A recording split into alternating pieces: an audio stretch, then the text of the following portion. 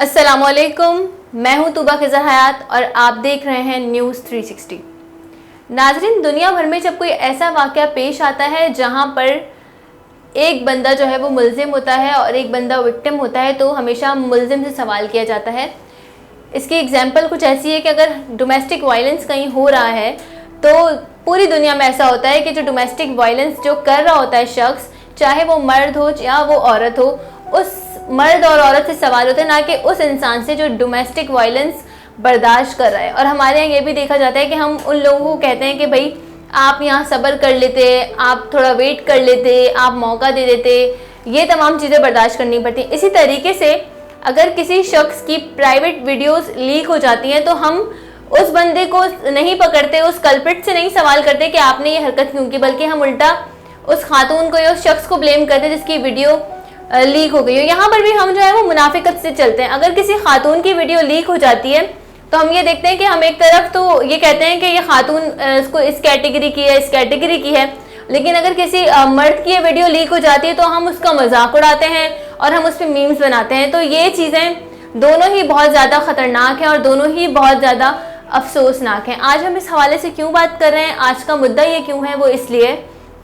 कि 2016 में पाकिस्तानी एक्ट्रेस रिदा असफहानी की एक निजी वीडियो लीक हुई और वीडियो लीक होने के बाद हमने देखा कि वो 6 साल तक इंडस्ट्री से गायब रहीं, उन्होंने किसी से कोई राब्ता नहीं रखा और अब वो 6 साल बाद एक मशहूर यूट्यूबर की पॉडकास्ट में आई है और उनका वो जो क्लिप है वो इस वक्त सोशल मीडिया पे बहुत ज़्यादा वायरल है, जहां वो उस तमाम इंसिडेंट के बारे में बता रही हैं। यहाँ पे आपको ये बात बताना भी बहुत ज़रूरी है कि वो जो वीडियो वायरल हुई थी वो उनके अपने ही मंगेतर की जानिब से की गई थी, जो जब वो नई नई इंडस्ट्री में आई थी तो वो डीओपी था। और यहाँ पर वो ये भी बताती हैं कि उन्होंने मुझे शादी की पेशकश की थी और मैंने अलग मकतब फ़िक्र से होने के बावजूद भी उनकी शादी की पेशकश को कबूल किया था और बाद में अपने पेरेंट्स को मैंने मना लिया था। यहाँ पर ये बात बहुत अहम है। पहली बात तो ये, किस तरीके के वीडियोस या पिक्चर्स जो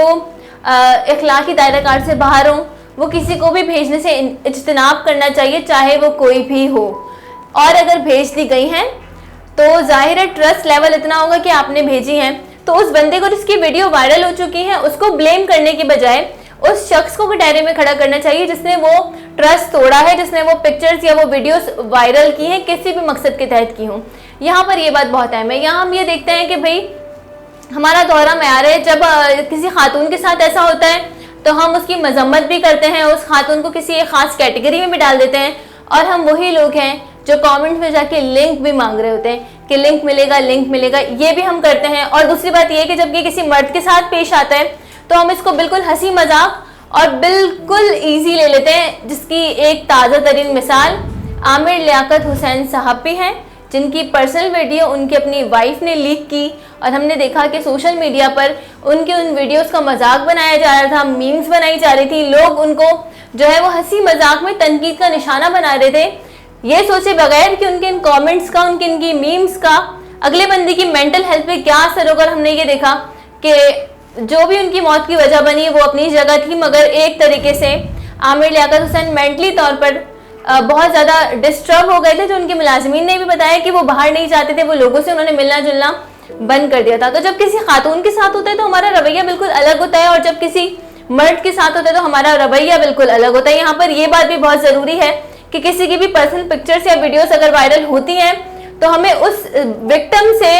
सवाल करने के बजाय कि तुमने क्यों भेजी थी, क्या वजह थी, क्यों बनाई थी, करने के बजाय उस शख्स को पकड़ना चाहिए जिसने वो वीडियोस और वो पिक्चर्स लीक की और जिसने वो सोशल मीडिया पर वायरल की। यहाँ पर हमने देखा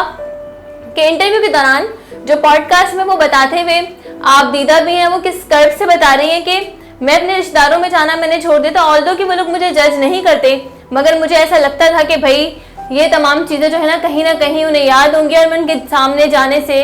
कतराती थी। मैं बहुत सारी दवाइयाँ खाती थी, मैं डिप्रेशन में थी, मेरी थेरेपी चल रही थी और उसके बाद 6 साल लगे उन्हें उस तमाम सदमे से बाहर आने में। और फिर वो 6 साल बाद जब वो उन्होंने